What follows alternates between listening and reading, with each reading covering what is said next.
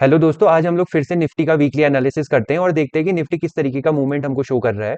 तो ये निफ्टी का जो है मंथली टाइम फ्रेम का चार्ट है। तो इसमें आप लोग देख सकते हैं कि निफ्टी में अभी हो क्या रहा था।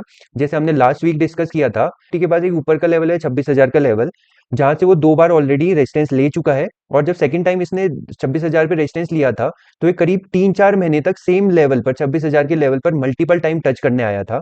अब इसके बाद नीचे के लेवल हैं, तो नीचे का क्या लेवल है वो भी देख लेते हैं।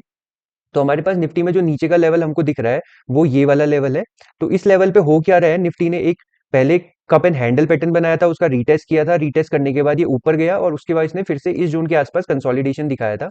तो ये जोन हमारे लिए एक as a consolidation zone work कर रही थी। उसके बाद निफ्टी ने क्या करा था, इसी जोन से दोबारा रीटेस्ट लिया था, फिर उसी जोन के आसपास रीटेस्ट लिया। अभी अमेरिका और ईरान वॉर के टाइम पे जब क्या हुआ है, निफ्टी में फॉल आया है, तो निफ्टी ने एक बार फिर से सेम उसी जोन का क्या करा है, सपोर्ट लेने की कोशिश करी है। तो ये सपोर्ट लेवल इसका करीब करीब 22,000 का लेवल है, और अभी जहां से निफ्टी ने सपोर्ट लिया वो है करीब 22,190 या 22,250 का लेवल हम लोग बोल सकते हैं। तो इस तरीके से क्या हो रहा है, निफ्टी कंटिन्यूअसली क्या हो रहा है, अपसाइड को सपोर्ट ले रहा है। मतलब बायर्स क्या कर रहे हैं, निफ्टी को अपसाइड की ओर पुश कर रहे हैं। तो इस वजह से हो क्या रहा है, निफ्टी का रेजिस्टेंस लेवल तो सेम है, बट निफ्टी का जो सपोर्ट लेवल है कंटिन्यूअसली ऊपर की ओर शिफ्ट होते जा रहे हैं। तो पहले निफ्टी का जो सपोर्ट लेवल 21,000 से पे बना था, और दूसरे टाइम जो निफ्टी का सपोर्ट लेवल बना तो करीब 22,000 पर बना, और इस बार जो सपोर्ट लेवल बना है वो करीब 22,250 22,300 के आसपास बना है। तो अब इसके वीकली टाइम फ्रेम पर जाते हैं और चेक करते हैं हो क्या रहा है। तो ये निफ्टी का वीकली चार्ट है, जैसे कि हमने ऑलरेडी डिस्कस कर दिया है। निफ्टी ने क्या करा था, कप एंड हैंडल पैटर्न बनाया था, उसके बाद ये इसी जोन पे कंसोलिडेट हुआ। कंसोलिडेशन के बाद ये सेम इसी जोन का क्या करा था, यहाँ पर इसने इसी जोन का रीटेस्ट करने की कोशिश करी थी। उसके बाद ये 26,000 के लेवल पर गया और वापस रिवर्स होके क्या करा, ये करीब 22,000 के लेवल के आसपास आया था अपने सेम लेवल को रीटेस्ट करने या सपोर्ट लेने। अब हुआ क्या है, उसके बाद अब निफ्टी ने क्या करा है, जब ये तीसरे टाइम सेम उसी लेवल पर आया, तो ये क्या करा है, एक kind of triangle pattern form करने की ओर बढ़ रहा है, जिसमें ये क्या कर रहा है, थर्ड टाइम इसने इसी ट्राइंगल पैटर्न के बॉटम पर सपोर्ट लिया है। और अब ये क्या कर रहा है, निफ्टी का एक अपर लेवल जहां से निफ्टी क्या कर रहा था, मल्टीपल टाइम सपोर्ट ले रहा था, उस लेवल को लास्ट टाइम इसने अमेरिका ईरान वॉर के टाइम पे ब्रेक किया। अब ये क्या कर रहा है, सेम उसी लेवल का रेजिस्टेंस लेने की ओर बढ़ रहा है। मतलब ये लेवल इसके लिए पहले सपोर्ट लेवल था। ये क्या कर रहा, अभी निफ्टी के बॉटम पर क्या करा इसने, सपोर्ट लिया। उसके बाद अब इसने जो लास्ट टाइम अपने सपोर्ट लेवल को ब्रेक किया था, सेम अब ये क्या करेगा, इसके लिए एज अ रेजिस्टेंस एक्ट करेगा। तो हम लोगों को ये देखना है कि ये निफ्टी के लिए एज अ रेजिस्टेंस एक्ट करता है, या इस जोन के आसपास क्या करता है, निफ्टी आके इस जोन के आसपास कंसोलिडेशन करता है, कंसोलिडेशन के बाद ब्रेकआउट देता है। तो हमारे पास यहाँ से दो केसेस है, या तो क्या करेगा, निफ्टी इस जोन के आसपास रेजिस्टेंस लेगा और नीचे गिर जाएगा। सेकंड केस, इस जोन का कंसोलिडेशन करके ऊपर चला जाएगा। नेक्स्ट वीक हम लोग निफ्टी में इन्हीं दो चीजों पर फोकस करने की कोशिश करेंगे कि निफ्टी किस तरीके का मूव करता है। अब जो दूसरा सेक्टर हम लोग देखने वाले हैं वो है निफ्टी का मिड कैप सेक्टर। अब इसको देखने का रीजन क्या है वो भी मैं आपको बताता हूँ। अ, एक minute, Nifty mid cap 150, Nifty mid cap 150। तो इसका रीजन ये है कि जब भी हम लोग इन्वेस्टमेंट करते हैं, तो बहुत ही हार्डली बहुत कम लोग होते हैं जो लार्ज कैप में इन्वेस्ट करते हैं, क्योंकि अधिकतर लोग मैक्सिमम प्रॉफिट कमाने के चक्कर में छोटी कंपनीज पे जाते हैं, जहां पर क्या होता है, हमको एक अच्छा मूवमेंट मिलता है। तो आप लोग जनरली देखेंगे जब निफ्टी 10% गिरता है, तो आपका पोर्टफोलियो 15% या 20% गिर जाता है। तो उसका रीजन यही है, क्योंकि आप लोग निफ्टी 50 के स्टॉक्स में इन्वेस्ट ना करके, या तो आप लोग निफ्टी मिड कैप में इन्वेस्ट किए होते हैं, या आप लोग निफ्टी स्मॉल कैप में इन्वेस्ट किए होते हैं। तो आप देख सकते हैं कि निफ्टी मिड कैप में हुआ क्या है, इसने क्या करा था, एक स्ट्रॉन्ग अपमूव दिखाया था। ये अपमूव इसका मार्च 2023 से स्टार्ट हुआ था। उसके बाद ये क्या किया था, एक जोन पर यहाँ पर आकर ये कंसोलिडेट हुआ था।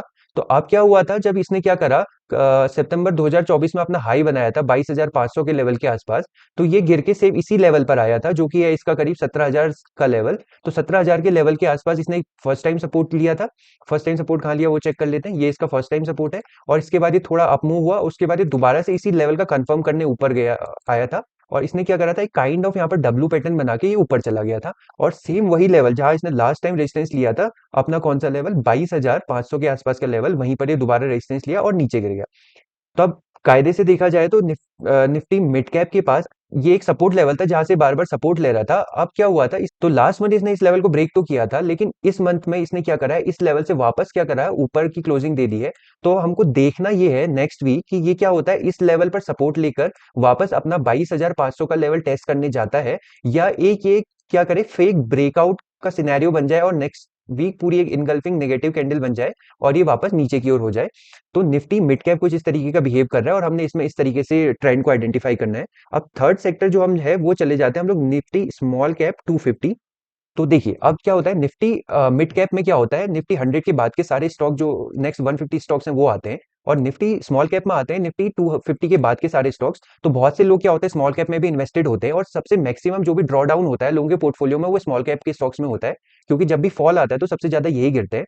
तो लास्ट टाइम क्या हुआ था जब कोविड टाइम का फॉल आया था, तो उसके बाद इसने क्या करा था, एक ह्यूज अप मूव दिखाया था। और उसके बाद ये शायद मेरे ख्याल से रशिया और यूक्रेन वॉर का टाइम पीरियड रहा होगा, जब इसने क्या करा था एक कंसोलिडेशन फेज में जाके कंसोलिडेट हो गया था।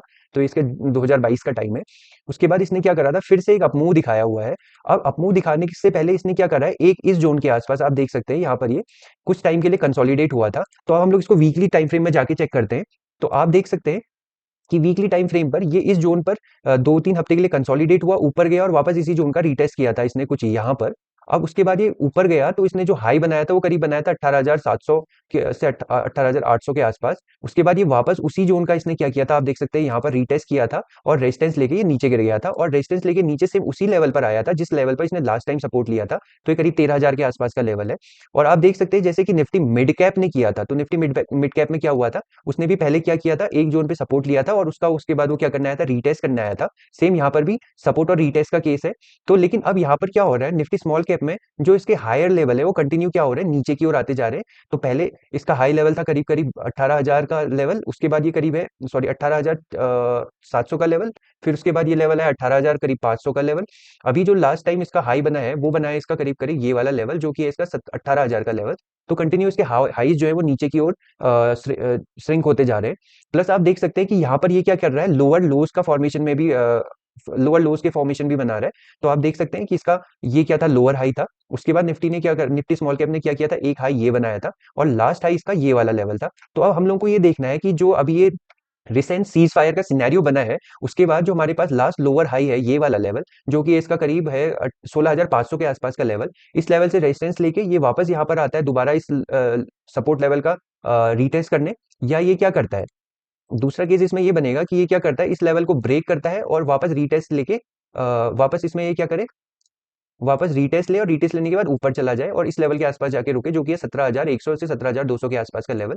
तो ये निफ्टी 50, निफ्टी स्मॉल कैप और निफ्टी मिड कैप सेक्टर का कंप्लीट एनालिसिस है। तो आप लोगों को कभी भी स्टॉक में इन्वेस्ट करने के बाद ये देखना है कि आप लोगों ने किस सेक्टर में या किस इंडेक्स में मैक्सिमम अपने फंड का एलोकेशन किया है, मतलब या आप लोग स्मॉल कैप में ज्यादा इन्वेस्टेड है, मिड कैप में, या आप लोग लार्ज कैप में ज्यादा इन्वेस्टेड है। तभी आपको समझ में आएगा कि निफ्टी 50 अगर 10% गिर रहा है तो आपके स्टॉक में 20% के आपके पोर्टफोलियो में 20% का ड्रॉडाउन क्यों आ रहा है। उसका रीजन सिंपल है, क्योंकि अगर स्मॉल कैप सेक्टर करीब करीब आप देख सकते हैं लास्ट टाइम 30% गिरा है, तो आपके पोर्टफोलियो में भी ऑन एन एवरेज करीब 25 to 35% का क्या होगा, ड्रॉडाउन देखने को मिलेगा। तो यही रीजन है कि आप निफ्टी 50 क्या हो रहा है, 10% गिर रहा है तो हमारा पोर्टफोलियो 20% गिर रहा है, क्योंकि हम लोग मिड कैप या स्मॉल कैप सेक्टर में ज्यादा इन्वेस्टेड है। तो आई होप आपको मेरा एनालिसिस पसंद आया होगा। तो नेक्स्ट वीक फिर से मिलते हैं निफ्टी के वीकली एनालिसिस के साथ। तब तक आप लोग इन चीजों को ध्यान रखिए और इनको सीखते रहिए।